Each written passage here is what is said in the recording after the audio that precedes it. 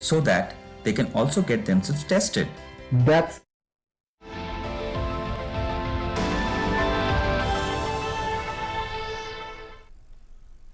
नमस्कार, स्वागत है आप सभी का अपने इस खास कार्यक्रम डॉक्टर स्पीक में, जिसमें हम आपको बताते हैं कोविड से संबंधित तमाम जानकारियां और उनसे संबंधित तमाम सवालों के जवाब आपको आपके सामने आते हैं, क्योंकि डॉक्टर्स का एक पैनल हमारे साथ जुड़ा रहता है और आप उनसे प्रत्यक्ष रूप से बातचीत करते हैं। तो जो फोन नंबर्स दिए हुए हैं उन पर आप कॉल कर सकते हैं, फेसबुक से हमसे जुड़ सकते हैं और समय समय पर हम खास विषय भी लेकर आते हैं। और आज का जो खास विषय है जिस पर हम बातचीत करेंगे वो है अल्जाइमर। 21 सितंबर को विश्व अल्जाइमर दिवस मनाया जाता है। बेहद खास है ये, न केवल बढ़ती उम्र के लोगों के लिए बल्कि युवा लोगों के लिए भी, क्योंकि कुछ ऐसी आदतें होती हैं, कुछ ऐसी बीमारियां होती हैं जो शुरुआत में हम उन पर ध्यान नहीं देते हैं लेकिन आगे चलकर गंभीर रूप धारण कर सकते हैं। लेकिन समय पर अगर उन पर ध्यान दिया जाए तो उनसे निजात पाई जा सकती है और उनसे होने वाले जो दुष्प्रभाव हैं उन पर काबू किया जा सकता है। तो आज इस विषय पर हम बात करेंगे और आप इस विषय पर भी, इससे संबंधित जो भी आपके सवाल हो वो पूछ सकते हैं। हमारे साथ डॉक्टर्स का एक पैनल रहेगा और मेरे साथ रहेंगे मेरे सहयोगी Gautam. Shukriya, Rama. Well, the thing is that particularly in this phase of COVID-19 pandemic, care of those who've been afflicted by diseases such as Alzheimer's, which is very, very debilitating. They are already, becoming seniors and or already seen as elders, and then this sort of malady that afflicts them, that has an entirely different dimension, which is why it is very, very useful from time to time to focus in the course of Dr. Speak, where we in general talk about health issues that people have been encountering, the difficulties that they've been encountering in this COVID phase, to put focus on diseases as well. And today we're talking about Alzheimer's, because it is World Alzheimer's Day. It was rather on the 21st of September. And to talk about it, we have Dr. Rajesh Sagar with us. He's Professor, Department of Psychiatry, All India Institute of Medical Sciences in Delhi, and Dr. Rajendra K. D. Dhamija. He's HOD, Neurology at the Lady Hardinge Medical College, again in Delhi.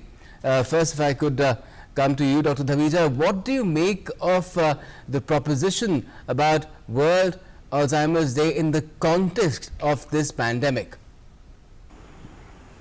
Thank you, Gautam. This is a very important day, 21st of September, which this is the 9th year we are celebrating the World Alzheimer's Day. Alzheimer's रोग जो है वो बहुत लोग confuse करते हैं कि elderly में है या सिर्फ Alzheimer is equal to dementia, जो कि ऐसा नहीं है। और कोविड के परिप्रेक्ष्य में ये बहुत इम्पोर्टेंट है, क्योंकि ये देखा गया है कि जो हमारे एल्डरली जो जनसंख्या है मोर देन 65, हम उनको शील्ड कर रहे हैं, and we are trying to shield them in indoors, so that we are advising them not to come outdoor and not to meet people. So in that context, there is a kind of a social isolation for them, which is actually worsening the already existing symptoms of cognitive decline in some of these individuals. So we need to be physically distancing, but not socially distancing. So I would request that everyone who is indoors or who is trying to avoid people, be connected with their families, with their friends. Try to use this time by creating new hobbies, learning or reading books or learning music, and trying to connect with grandchildren or with the children and with the other people in the society. So socially connect.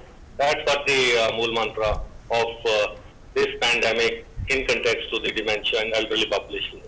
बिल्कुल। Doctor सागर, आपके पास आना चाहेंगे, आपसे जानना चाहेंगे, कुछ reports आई हैं इस तरह की कि जो बुजुर्ग हैं जो कोविड से प्रभावित हुए हैं इस बार, उनमें 1/3 ऐसे थे जिनमें इस रोग के लक्षण भी पाए गए, इससे संबंधित थे। तो मानसिक रूप से जिस तरह से बात करते हैं स्वस्थ रहने की, और मानसिक लड़ाई, विल पावर स्ट्रांग होना भी इसमें बहुत ज़रूरी होता है। किस तरह से जो अल्जाइमर से पीड़ित व्यक्ति हैं वो अपना मानसिक स्वास्थ्य जो है वो दुरुस्त रख सकते हैं, या किस तरह से उनकी जो देखभाल है उसमें काफी सावधानी बरतनी चाहिए? बिल्कुल सही कहा आपने, और ये बहुत जरूरी है समझना कि आज जैसे हम चर्चा कर रहे हैं वर्ल्ड अल्जाइमर डे की 21 सितंबर, और ये बहुत इम्पोर्टेंट है इसको समझना कि इसमें बहुत लोग जिनको डिमेंशिया होता है उसमें बिहेवियर और साइकोलॉजिकल सिम्टम्स बहुत होते हैं, बहुत अहम होते हैं, जिसको हम अक्सर BPSD, behaviour and psychological symptoms of dementia भी कहते हैं।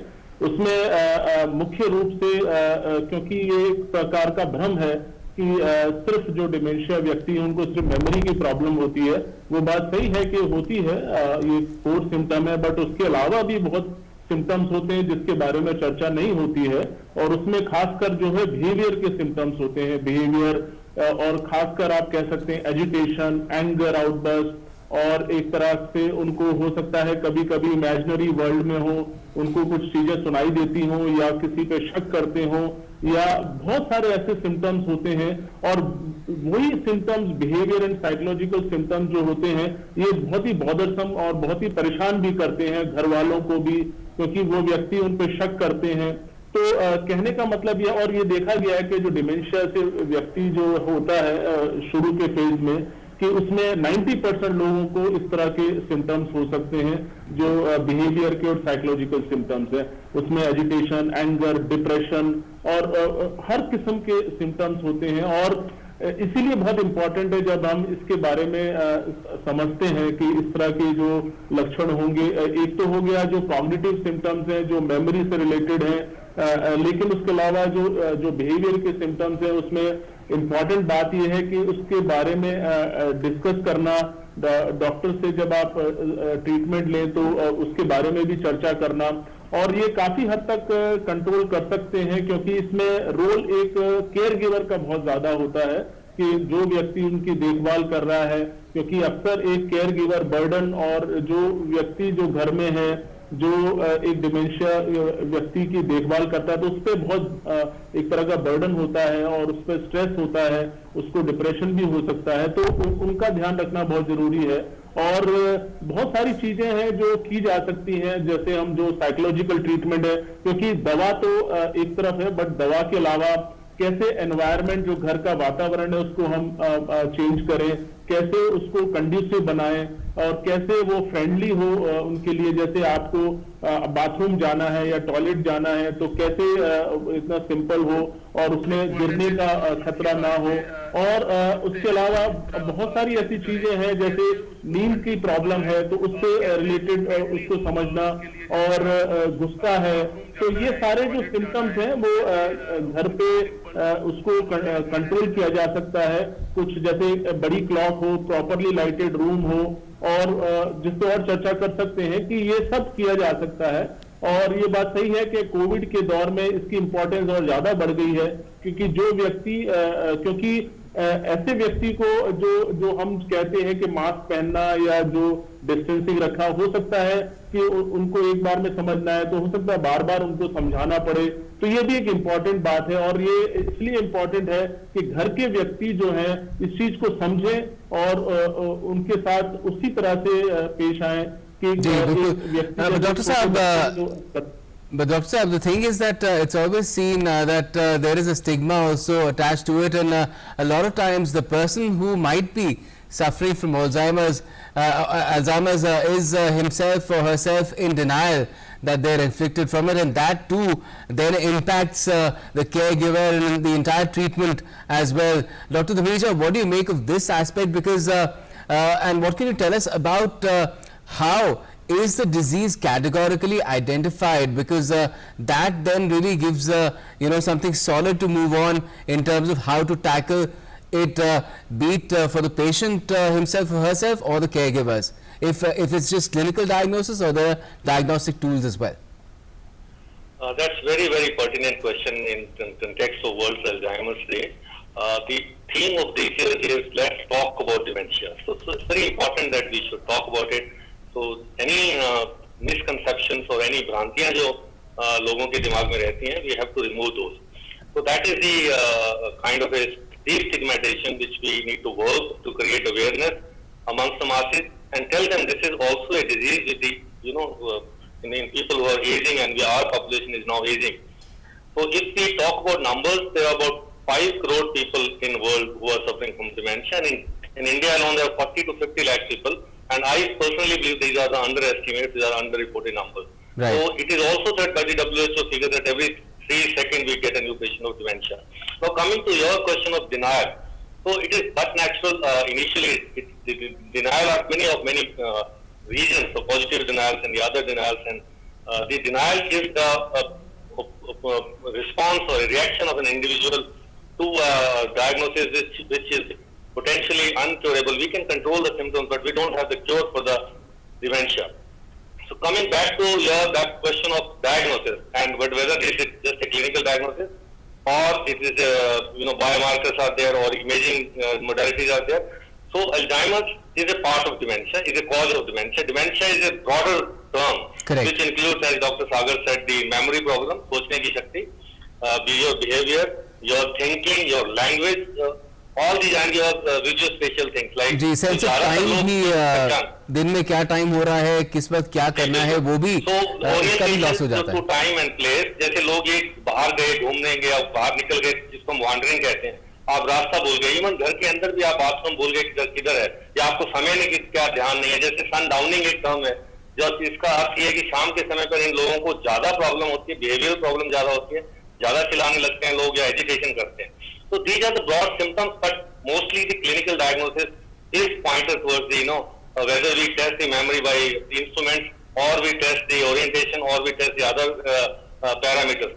But imaging helps us to find out what is the cause of the dementia, whether it is structural cause is there, and there are potentially reversible causes of dementia also. It's not that everything is incurable, like vitamin B12 deficiency or thyroid problem or infections of the nervous system. They're all reversible causes. So the primary aim of a physician is to rule out these reversible or potentially treatable causes. तो ये हमारा सबसे पहला फर्ज बनता है और पहला हमारा जो है ड्यूटी है कि हम पहले उन कॉजेज को ढूंढें जिससे हम ट्रीट कर सकें. जहां तक बात है कि डिमेंशिया की अर्ली डायग्नोसिस की, तो ये बहुत बड़ा इवेंट है, बहुत बड़ा जो है पेशेंट के लाइफ में एक जो है चेंज है कि अगर आपको पहले पता लगता है, डायग्नोसिस का टाइम से पता लगता है, तो आप एक तो इलाज की तरफ बढ़ सकते हैं, दूसरा आप फाइनेंशियल प्लानिंग हैं, दूसरी चीजें हैं जो आपकी फ्यूचर प्लानिंग हैं वो कर सकते हैं, and you know what is the cause of disease. So that is also very satisfying. What is the problem, if you know that and know it early, you can handle it better. बिल्कुल, एक आपने बहुत अहम बात कही है कि अगर पहले से पता लगता है. इसी बारे में पूछना चाहेंगे डॉक्टर सागर, आपके पास आना चाहेंगे, आपसे पूछना चाहेंगे कि किस तरह से, क्योंकि ये एकदम शुरुआत होने वाली एकदम से आकस्मिक बीमारी इसे नहीं कहा जा सकता, इसके कुछ ना कुछ लक्षण पहले से होंगे, तो किस तरह से इसे पहचाना जाए कि कोई भी व्यक्ति विशेष है उसमें इस तरह के लक्षण आने लगे हैं या आगे चलकर ये अल्जाइमर में परिवर्तित हो सकता है? बहुत सही कहा. देखिए, इसको समझना इतना मुश्किल नहीं है. पहली बात तो यह है कि एज अपने आप में रिस्क फैक्टर है. जितनी एज आपकी बढ़ेगी, जैसे उदाहरण के तौर पे 65 ईयर्स में मान सकते हैं 1 से 2%, लेकिन 85 ईयर्स के आप होते हैं तो हो सकता है 20%. तो कहने का मतलब है कि एज अपने आप में इसका एक रिस्क फैक्टर है. और ये देखा गया है कि जो अलग अलग किस्म के रिस्क फैक्टर भी होते हैं डिमेंशिया के लिए, जैसे रिवर्सिबल और इरिवर्सिबल तो बता चुके हैं.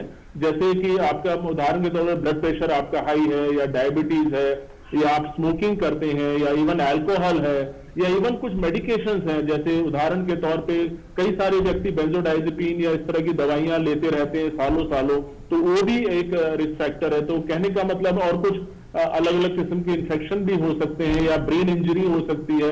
तो कहने का मतलब है ये सब तो एक प्रकार के रिस्क फैक्टर है. लेकिन जब अर्ली स्टेज में इसको पहचानने की जहां तक बात है, तो ये देखा गया है कि ये जो है डिमेंशिया, ये एक तो इससे पहले एक हम शब्द इस्तेमाल करते हैं माइल्ड कॉग्निटिव इंपेयरमेंट या माइल्ड न्यूरो कॉग्निटिव डिसऑर्डर, ये एक टर्म यूज होता है, क्योंकि डिमेंशिया तो मेजर न्यूरो कॉग्निटिव डिसऑर्डर. तो कहने का मतलब है कि जो व्यक्ति माइल्ड फेज में है वो 10 से 20% जो है डिमेंशिया में कन्वर्ट हो जाते हैं. तो उसमें जो शुरू के लक्षण है अक्सर ये हो सकता है कि उनकी कंसंट्रेशन में प्रॉब्लम, अटेंशन नहीं दे पा रहे हैं. तो अटेंशन एक काफी अर्ली सिम्टम होता है और उसमें बाधा होने लगती है, क्योंकि हम अक्सर मल्टीटास्किंग करते हैं और हमें लग रहा है कि सडनली हम कर नहीं पा रहे हैं, हमें भूलने लगे हैं. हम चीजों को याद करने के लिए हमें डायरी रखनी पड़ रही है. तो हो सकता है वो कुछ प्रकार के लक्षण हो जो अटेंशन से रिलेटेड है. मेमोरी की तो ऑलरेडी बात कर चुके हैं. देखिए, ये बताना बहुत जरूरी है कि ये कोई भी व्यक्ति, क्योंकि अक्सर हमारे क्लिनिक में आते मुझे मेमोरी की प्रॉब्लम है, कहीं मुझे डिमेंशिया तो नहीं हो गया, तो हम ये बताना चाहेंगे कि मेमोरी एक सिम्टम होता है, क्योंकि मेमोरी के कई फेज होते हैं। कोई भी चीज हम याद रखने के लिए पहले हम उसको रजिस्टर करते हैं, फिर उसको हम स्टोर करते हैं, फिर उसको रिट्रीव करते हैं, मतलब उसको हम निकालते हैं कोई चीज हम याद करने के लिए। तो कहने का मतलब है जो व्यक्ति जिसको एंजाइटी है या डिप्रेशन है तो वो उस चीज को रजिस्टर ही नहीं कर पाता, उसका टेंशन स्पैन कम होता है। तो कहने का मतलब मेमोरी प्रॉब्लम्स जो है वो एक एंजाइटी व्यक्ति है या डिप्रेशन है उसमें भी होता है। इसलिए एक शब्द इस्तेमाल करते हैं सूडो डिमेंशिया, मतलब फॉल्स डिमेंशिया। कहने का मतलब है कि ये जो डिप्रेशन के व्यक्ति है उसको भी ऐसा लगेगा कि मैं भूलने लगा हूं, मैं एकाग्रता नहीं हो रही, तो वो भी एक सिम्टम हो सकता है। लेकिन अच्छी बात है कि जैसे डॉक्टर धमीजा ने बताया कि डिमेंशिया का पूर्णतया कोई इलाज नहीं है, बट डिप्रेशन का पूरा इलाज है। तो कहने का मतलब ये है कि पूरा असेसमेंट से ही पता लगेगा। और ये सारे जो लक्षण है, मुख्यतः जो लक्षण है आपके अटेंशन की प्रॉब्लम हो गई या आपकी मेमोरी की प्रॉब्लम हो गई, फिर आपका हम कहते हैं लैंग्वेज, आपको कोई याद नहीं आ रही है चीजें, आपको नाम याद नहीं आ रहे हैं, तो ये भी अर्ली सिम्टम हो सकते हैं। और ये भी हो सकता है कि एक शब्द हम करते हैं परसेप्चो मोटर सिम्टम्स, या आपको जो एक्टिविटी है वो उसमें प्रॉब्लम हो जाए। या एक शब्द इस्तेमाल होता है सोशल कॉग्निशन, मतलब कहने का मतलब है दूसरे व्यक्ति के मन में क्या हो रहा है, उसका मेंटल स्टेट क्या, वो हम पहचान नहीं पाते। और उसके अलावा आपके बिहेवियर के सिम्टम्स हो सकते हैं। तो ये कई, देखिए ये जो डिमेंशिया है ये कोई एक सिम्टम से नहीं होता, it has to be multiple symptom. तो उसके बेस पे और उसके साथ बिहेवियर के सिम्टम, और ये एक और खास चीज है कि जो उसकी शुरुआत है धीरे धीरे होती है, अनलेस कि वास्कुलर डिमेंशिया ना हो सकता है जल्दी हो जाए, लेकिन उसका जो प्रोग्रेशन है वो धीरे धीरे डिटोरिएट करता रहता है। वो कम जो आपकी फंक्शनिंग जो है वो अफेक्टेड होने लगती है। क्योंकि अगर आपको भूलने के सिम्टम्स है, इसका मतलब ये नहीं डिमेंशिया, लेकिन उसके साथ साथ आपकी फंक्शनिंग में भी डिटोरिएशन होना चाहिए। कहने का मतलब आप खाना है। Yes, but at the same time, Dr. Dhameja, it is said that there are some stages also in this degenerative disease in Alzheimer's or in dementia. Could you tell us about that, because that could also help our viewers in sort of figuring out if they need to consult somebody in the case of an elder in the family? So these are basically three stages apart from mild cognitive impairment or the minor neurocognitive disorders. So the three stages are mild, moderate and severe. So as it was just said that it has to be a functional decline in the daily activity. So सबसे पहला जो पहचान का जो इसका आता है कि व्यक्ति जो है या जो मरीज है वो एक ही चीज को बार बार दोहराता है। आपको छोट चीजें बार बार वही चीजें 1 घंटे बाद फिर वही पूछ लिया कि नाश्ता मैंने किया या नहीं किया। लोगों के नाम भूल जाना, या लोग आप अपनी डेली दिनचर्या में बैंकिंग नहीं कर पाना या अकाउंटिंग नहीं कर पाना, या आप अपने जो है अपॉइंटमेंट भूल गए, आपने डॉक्टर के पास जाना है या आपने बिल पेमेंट करना है। तो these are minor things which are indicative that it could be a minor neurocognitive problem. और इससे ऊपर जो है फिर आपका बिहेवियर प्रॉब्लम है, लैंग्वेज प्रॉब्लम है, शब्द जो है वर्ड फाइंडिंग डिफिकल्टी है, जो आपको शब्द नहीं याद आ रहे हैं, आप अपने आप को नेग्लेक्ट कर रहे हैं या इनहिबिशंस खो रहे हैं, या आप अपना बिहेवियर जो है इरिटेबिलिटी आ रही है, या आप लोगों से गुस्सा कर रहे हैं, या लोगों के पास आपका सोशल आइसोलेशन हो रहा है, आप मिलना छोड़ रहे हैं, लोगों से मिलना छोड़ रहे हैं, तो वो भी एक सिम्टम्स हैं। और जब बहुत ज्यादा सीवियर जब हो जाता है तो then most of these patients become dependent, totally dependent on carers, whether it is bowel or bladder, or it is motor incontinent, or it is speech, or they are anarchic. So all these things have stages, and most of the times we say that many of these patients would live 8 to 10 years, some of them would live 20 years also. So what I want to emphasize on this particular day is not only the prevention, not only the rectification, but also how to keep yourself healthy so that you have a less chance of dementia.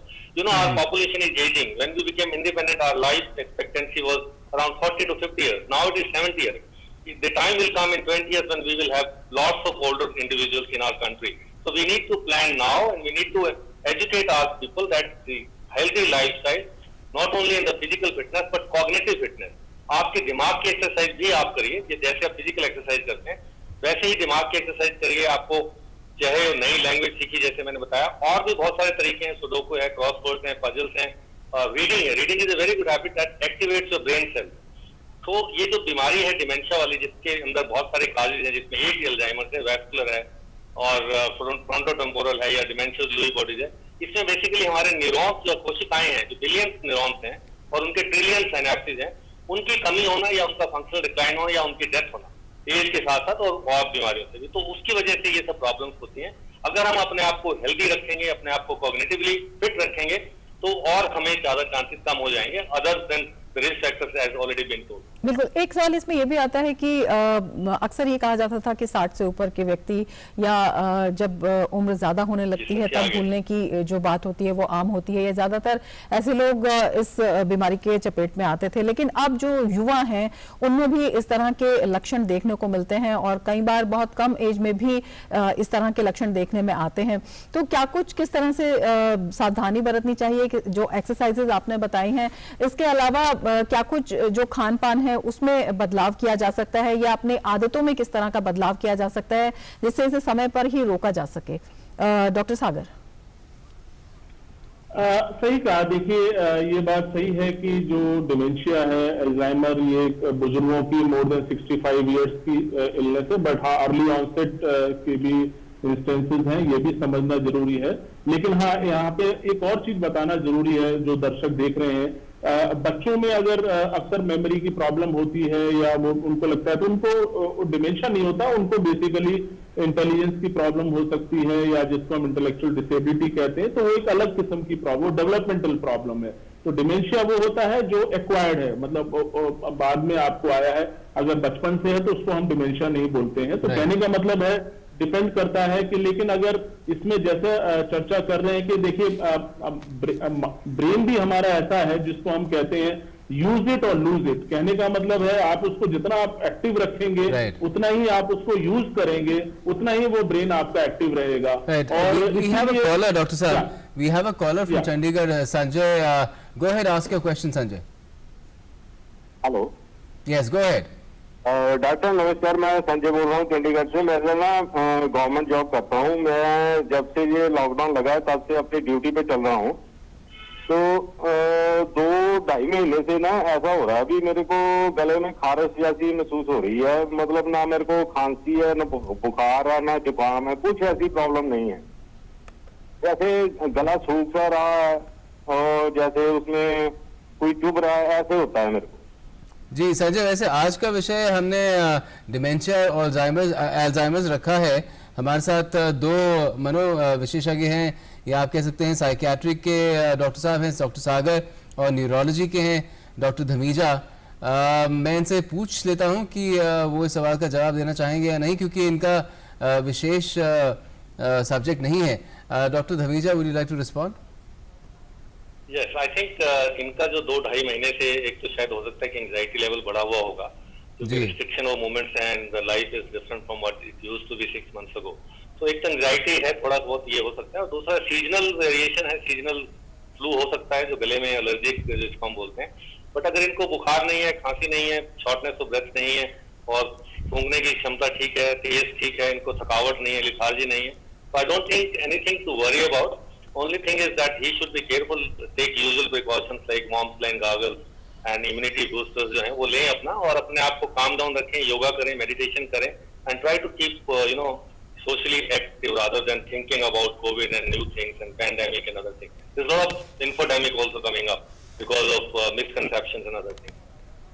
बिल्कुल। एक और महत्वपूर्ण बात जैसे आपने बताई कि इसके कॉजेज के बारे में, डिप्रेशन की बात की कि डिप्रेशन, एंजाइटी, ये भी इसके शुरुआती जो कॉज हैं वो हो सकते हैं। तो जिस तरह से कोविड के टाइम में आजकल जो लोग हैं थोड़े से भी सिम्टम्स आते हैं तो थोड़ी एंजाइटी हो जाती है, या एसिम्टोमेटिक को लेकर भी एक जागरूकता तो है ही, उसके बारे में थोड़ी चिंताएं भी बढ़ जाती हैं। तो क्या कुछ खास ख्याल इस समय में रखना चाहिए जिससे कि जो हमारा मानसिक स्वास्थ्य है वो एकदम से ठीक रहे? देखिए, बहुत सही सवाल किया है, क्योंकि इस वक्त ये देखा गया है कि पैंडेमिक जरूर कोविड का है, बट एपिडेमिक साइकियाट्रिक प्रॉब्लम का भी है, मेंटल हेल्थ प्रॉब्लम्स का भी हो रहा है। और देखा गया है 50% लोगों को डिस्ट्रेस है, साइकोलॉजिकल सिम्टम्स है, और जो सिम्टम्स है अलग अलग किस्म के सिम्टम्स हैं, एंजाइटी, नींद नहीं आना, और एक तरह की बेचैनी रहना, और एक तरह का एक अनसर्टेनिटी है, इनसिक्योरिटी है। तो ये सारे सिम्टम्स, और डिप्रेशन भी देखा गया 2 से 3 गुना बढ़ गया है।